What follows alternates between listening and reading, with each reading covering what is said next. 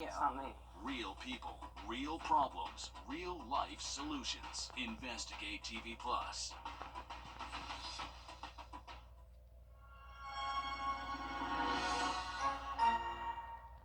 Parker's Kitchen is my new daily coffee stop. Gourmet beans are freshly ground for every cup. Get your own cup of great tasting, freshly brewed coffee at Parker's Kitchen. Live from Augusta, you're watching News 12 live at 5. Good evening, I'm Meredith Anderson. Tonight, Augusta mourns the loss of one of its leaders.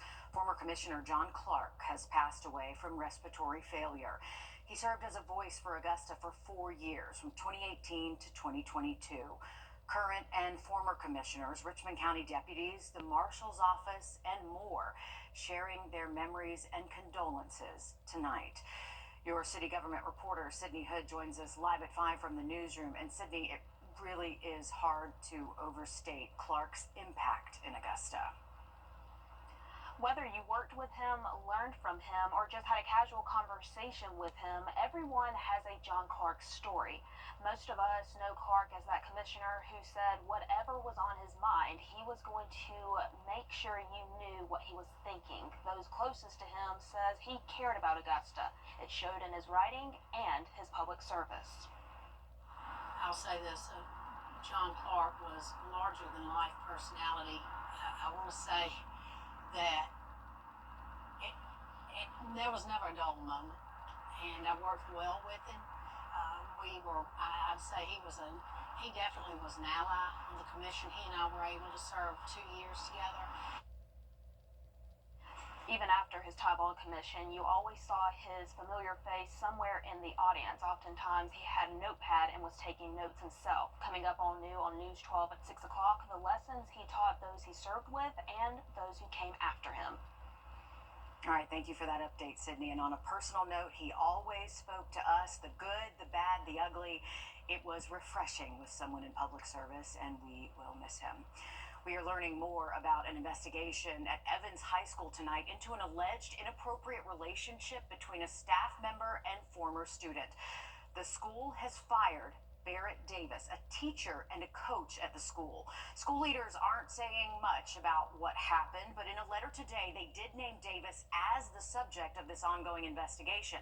They did not name him in a previous letter. They also told parents today Davis is no longer employed by Columbia County Schools.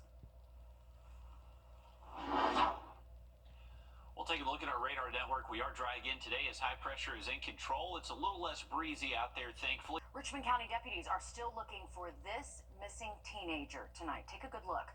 We first reported her disappearance almost 2 weeks ago. Deputies say Emma Caldwell was last seen January 15th, leaving her home on Barlow Road. They say she might be heading to Columbia County. If you have any information, if you think you've seen Emma, give the Richmond County Sheriff's Office a call. Sandersville officers are investigating a man's death tonight. The police department says they arrived at a home Monday on Temple Drive to find an unconscious man on the ground.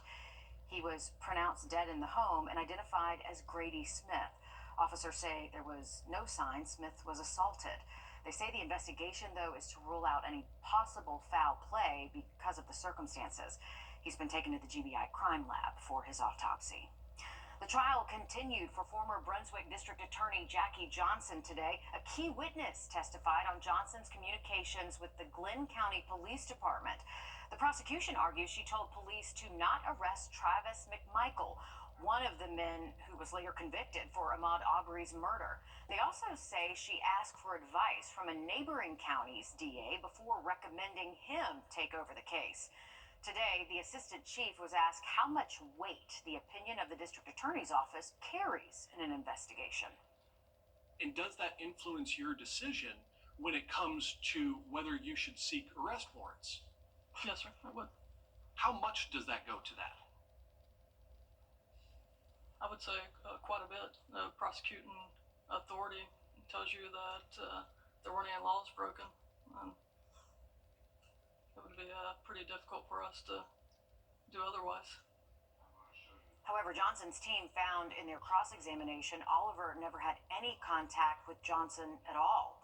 Others called to the stand today included people involved in Johnson's recusal process. South Carolina lawmakers are considering new social media rules for minors. The South Carolina Social Media Regulation Act would require age verification for users, as well as parental consent for minors to create accounts. It would also give parents access to the account settings, privacy controls, and screen time limits. We're aware of the fact there's a similar bill has been filed in the Senate. We're also aware of the various different legal issues facing similar laws in other states, and those are just a short list of reasons and considerations why we should be very deliberate in anything we do here. The bill also limits the amount of personal information collected from minors and prevents adults from messaging them, unless, of course, they're already connected. Targeted ads would be restricted as well. If passed, the state attorney general would be responsible for enforcing it. It also opens the door for users to sue companies that violate the law. A push to reinstate South Carolina's private school voucher program could clear a major hurdle at the State House as early as tonight.